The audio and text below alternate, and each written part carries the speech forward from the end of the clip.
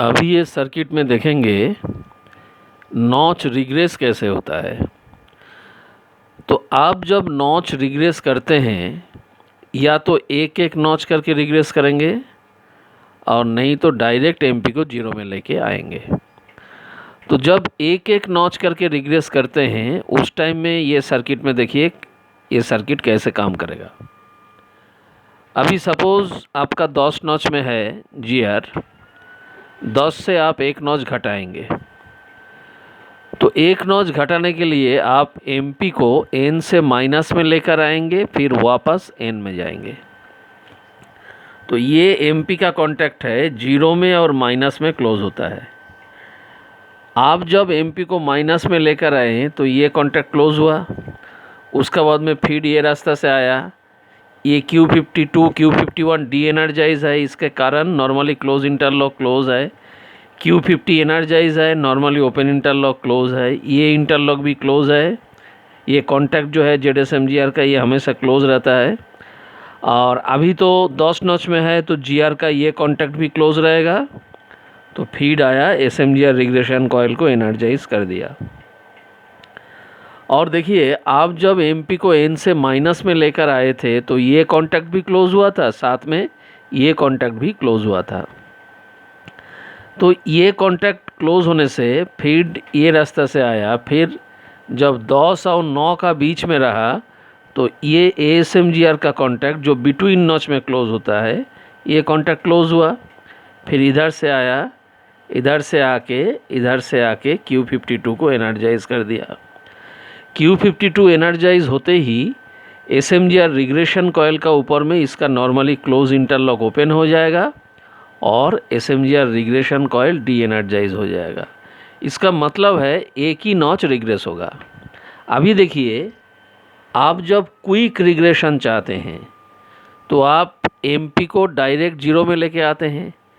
MP को zero में लेके आने से सीधा ये रास्ता पकड़ लेगा। उस टाइम में ये Q52 का नॉर्मली क्लोज इंटरलॉक ओपन होने का सवाल नहीं है, क्योंकि आप जब एमपी को जीरो में लेके आते हैं तो सिर्फ ये कॉन्टैक्ट ही क्लोज होता है, ये कॉन्टैक्ट क्लोज नहीं होता है।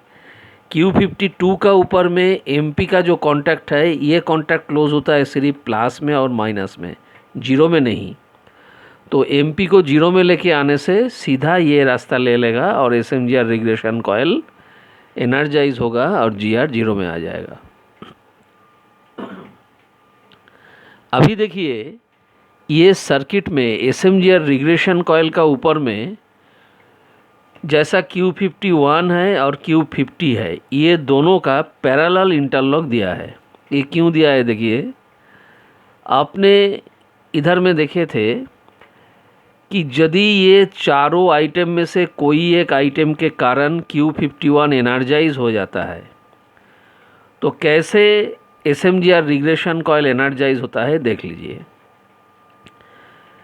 तो Q51 एनर्जाइज होने से ये जो पैरेलल इंटरलॉक है ये नॉर्मली ओपन इंटरलॉक क्लोज होगा और ये रास्ता से फीड आके SMGR रिग्रेशन कॉइल को एनर्जाइज कर देगा। सिमिलरली इधर में आप देख सकते हैं Q50 का एक नॉर्मली क्लोज इंटरलॉक दिया है। ऑन रन यदि Q50 डी एनर्जाइज हो जाता है, मान लीजिए नो टेंशन हो गया, तो नो टेंशन होने से डीजे ओपन हो जाएगा। और Q50 एनर्जाइज होने का जो 8 कंडीशन है उसमें एक कंडीशन है डीजे मस्ट बी क्लोज्ड। तो अभी अगर नो टेंशन हो गया यानी कि डीजे ओपन हो गया तो Q50 डी एनर्जाइज हो जाएगा। तो Q50 जब डी एनर्जाइज होगा तो इसका नॉर्मली क्लोज इंटरलॉक क्लोज होके ये रास्ता से आके SMGR रिग्रेशन कॉइल को एनर्जाइज कर देगा और जीआर जीरो में आ जाएगा। यदि QVCD एनर्जाइज हो जाता है, QVCD एनर्जाइज होने से इसका अंडर इंटरलॉक यानी कि नॉर्मली ओपन इंटरलॉक क्लोज होगा और सीधा ये रास्ता से फीड आके SMGR रिग्रेशन कॉइल को एनर्जाइज कर देगा। अभी देखिए कि हम लोग EEC कैसे लेते हैं। EEC का दौरान हम लोग MP को N में रखते हैं, ZSMS को जीरो में रखते हैं नॉन मॉडिफाइड लोको में, और BLVMT क्लोज करते हैं और एक नॉच लेने के लिए BPP को प्रेस करते हैं।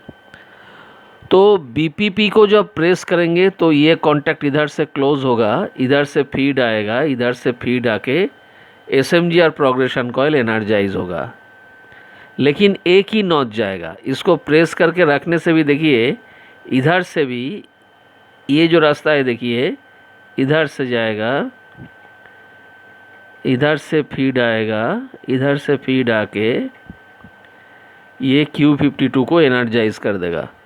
तो Q52 एनर्जाइज होने से SMGR प्रोग्रेशन कॉइल का ऊपर में इसका नॉर्मली क्लोज इंटरलॉक ओपन होके SMGR प्रोग्रेशन कॉइल को डी एनर्जाइज कर देगा, मतलब एक ही नॉच प्रोग्रेस होगा।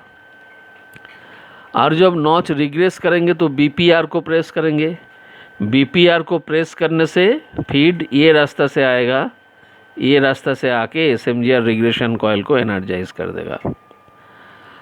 अभी देखिए ये Q46 कैसे एनर्जाइज होता है।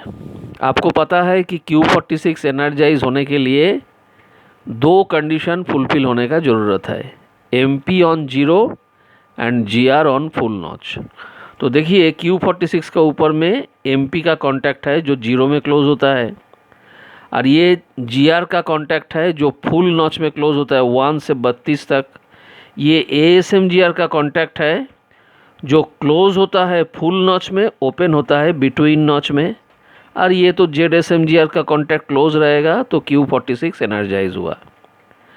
Q46 एनर्जाइज होने से आपको याद होगा कि Q118 ब्रांच का ऊपर में DJ control circuit, Q118 branch का ऊपर में Q46 का एक नॉर्मली क्लोज इंटरलॉक है, वो नॉर्मली क्लोज इंटरलॉक ओपन हो जाएगा और Q118 डी एनर्जाइज होके लो को ट्रिप हो जाएगा।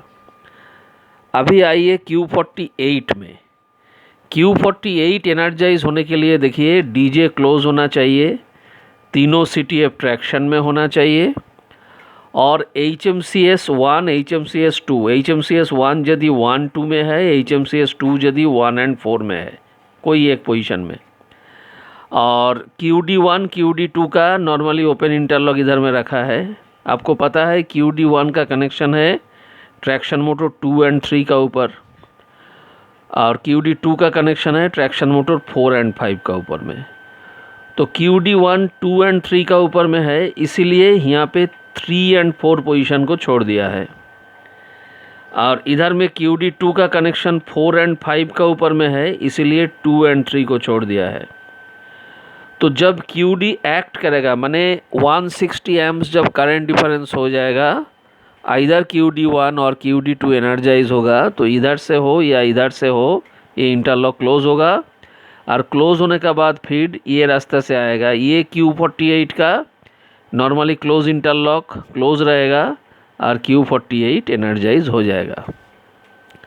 और Q48 जब एनर्जाइज होता है तो लोको में क्या क्या होता है देखिए, इधर में इसका नॉर्मली ओपन इंटरलॉक क्लोज होके LSP लैम्प जलेगा, इधर में इसका नॉर्मली ओपन इंटरलॉक क्लोज होके ऑटो सैंडिंग होगा, और इधर में इसका नॉर्मली ओपन इंटरलॉक क्लोज होके Q51 एनर्जाइज होगा, तो ऑटो रिग्रेशन होगा।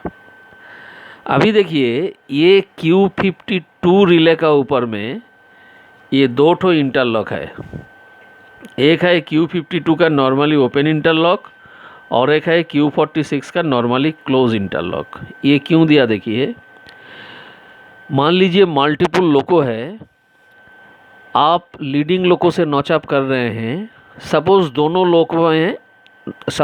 लोकों में 10 नॉच करके चला गया।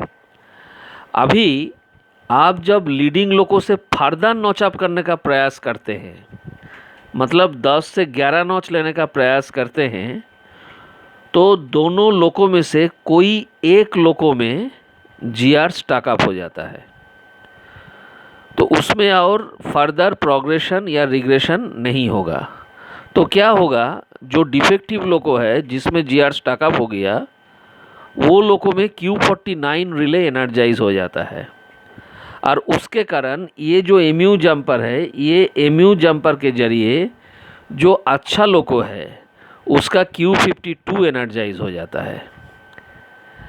तो क्या होगा, अभी जब जो अच्छा लोको है वो लोको से आप जब नॉच अप करने का प्रयास करेंगे तो अच्छा लोको में भी और नॉच प्रोग्रेस नहीं होगा, क्योंकि Q52 अगर एनर्जाइज हो गया तो SMGR प्रोग्रेशन कॉइल का ऊपर में ये इंटरलॉक या SMGR रिग्रेशन कॉइल का ऊपर में ये इंटरलॉक ओपन हो जाएगा, नॉच प्रोग्रेस भी नहीं होगा, रिग्रेस भी नहीं होगा।